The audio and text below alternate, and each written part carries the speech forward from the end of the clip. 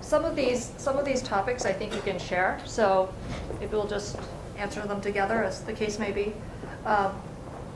Let me start off with one that says, for Kelly, do you think shareholder activism trends will change in material ways in the next 5 years?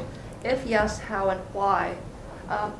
I think that change is in terms of shareholder proposals is relatively gradual, but I think that my perspective is probably colored by historical trends. We've seen in the last 5 years there's been a lot of movement there, and boom, like I mentioned that example of proposals on operational safety and accident risk reduction. They came out of nowhere, strong support, engagement, withdrawals, so forth. It's moved. So that's caused me to change my perspective a bit. I do think they're going to change, but the ways I think they're going to change are going to be a little bit different. And versus say proposal topics focused. I think that what you're going to see in shareholder proposals is that they're going to be more tailored to the specific company and the specific circumstances that drive them in laying out the business case for these proposals. I also think that separate from what you've been seeing historically, compensation proposals, focused on limiting excessive executive compensation, retirement, and so forth, or their classic board-focused proposal talking about how you'd like the board to be structured. You're going to see more shareholder proposals crossing the multiple topics. For example, you're going to see more shareholder proposals on compensation where you're asking the board to link executive pay to environmental and social measures and things like that. I don't know if there's anything you'd like to add. And do you see a day when IRA and 401k mutual funds will ask how the funds are voting on CR issues? Do you see a day when mutual funds will communicate about their voting in a simple and proactive way to fund holders? I do see a day. I make no predictions as to when that will happen. I will say that in the recent years, with the new requirement that mutual funds disclose their voting through Form NPX, that there's been renewed focus on how these mutual funds are voting and to what extent they're voting for who their clients are. Is it what they want? Is it what the investors want? And the debate has started. But when that will happen, I don't know. I'm sure you might have some perspective. Yeah, I agree. I mean, I do see a day when it will happen, and I think,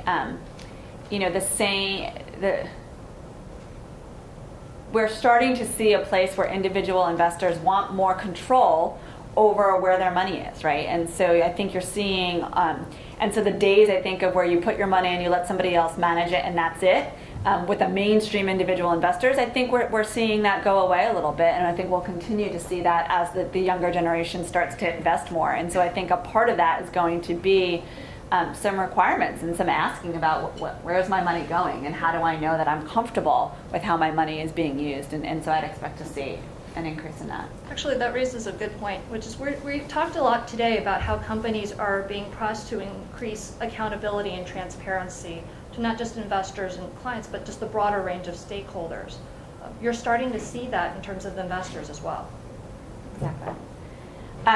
So we have a few questions here, and the first one I will apologize for because it asked me to define ESG and define materiality, and so let me start off by doing that.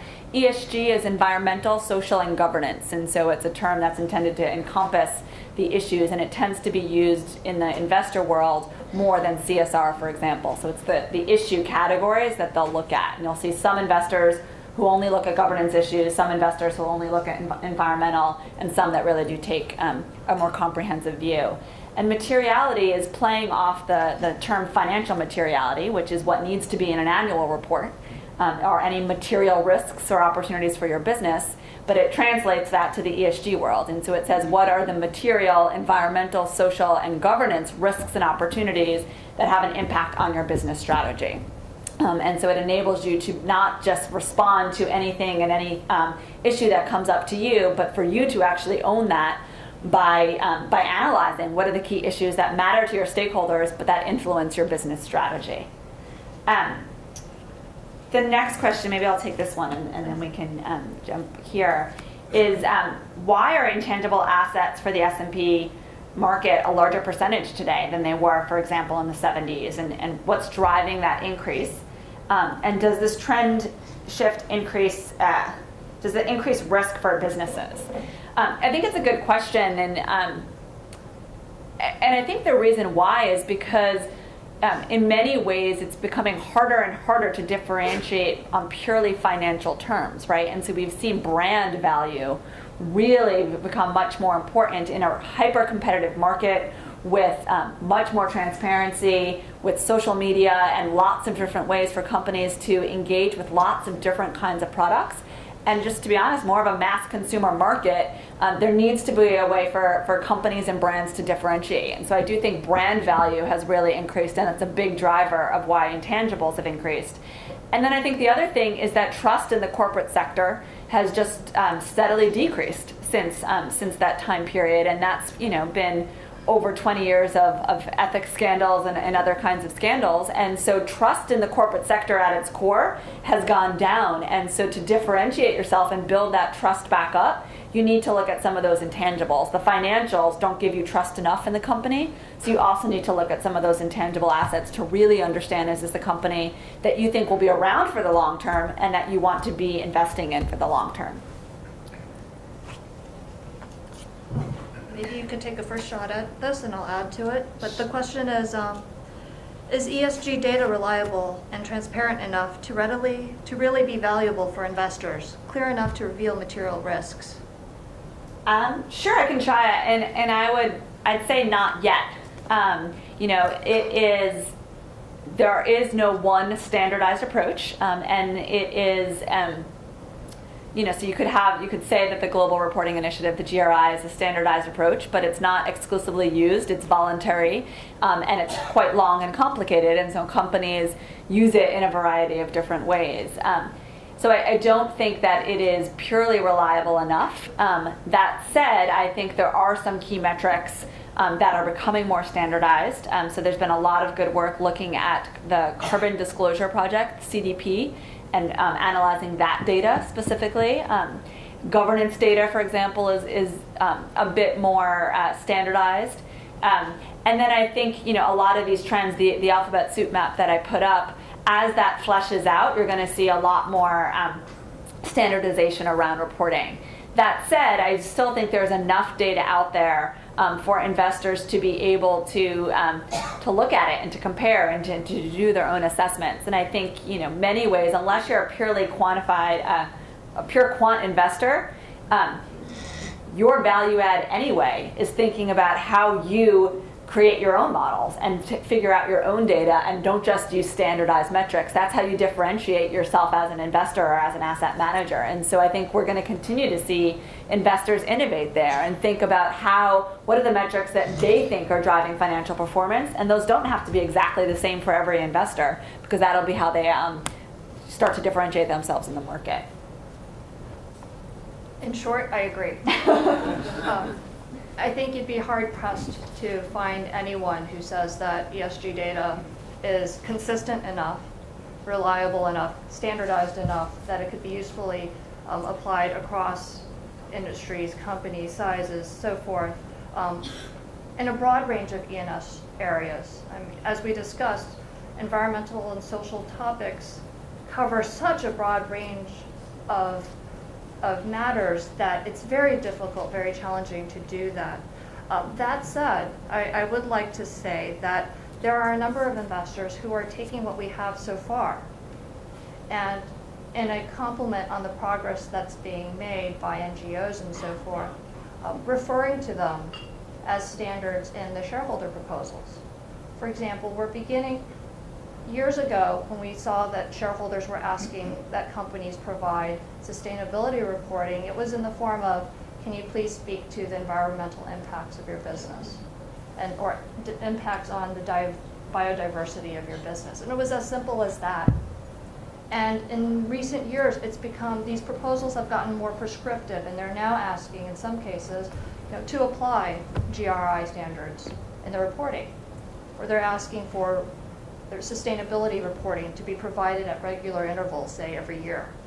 So they're taking what we have and using this in connection with discussions, engagement, and proposal filings with companies to help promote a virtual cycle. So there is some movement there. This next question I'm not sure I fully understand, so feel free to clarify it. But it says, in your opinion, what are the major drivers that prevent mission-focused nonprofits, foundations, and other institutions from participating in ESG investing? And I guess I don't understand it because I don't agree that they're prevented. I think I do see foundations and other institutions and nonprofits very much investing in ESG investing, and especially in the social responsible investment community, that's where a lot of that is driven from. It's driven from faith-based organizations or foundations who want to make sure that the way they manage their money is aligned with the core mission of their institution. And so that's a really important driver that I don't think is ever going to go away and will likely continue to increase. And in fact, there are a number of foundations and educational institutions, for example, who haven't been doing that and who have started to see a real disconnect between how they manage their money and the mission of the organization. And so they're starting to really realign that and focus more on ESG investing. So I don't know that I see the barrier, but I don't know if you have a different perspective. I'd say the same. There are numerous groups out there that combine if they're a socially responsible investor, we describe that category of investors as those that explicitly state that they pursue investment returns as well as social impact. That's a pretty broad definition. And there are a range of organizations that do that. And they may participate in, if not sponsoring a shareholder proposal, for example, but co-sponsoring. And you'll see a very diverse group of backers for a specific proposal. Definitely, I'd agree with that. And so I think this is the last question, and it's, what's your take on Unilever's purpose versus P&G? And I'll have to admit, I got here a little late this morning, so I missed the comments on Procter & Gamble, so I won't do the comparison, but I'm happy to speak to Unilever's purpose.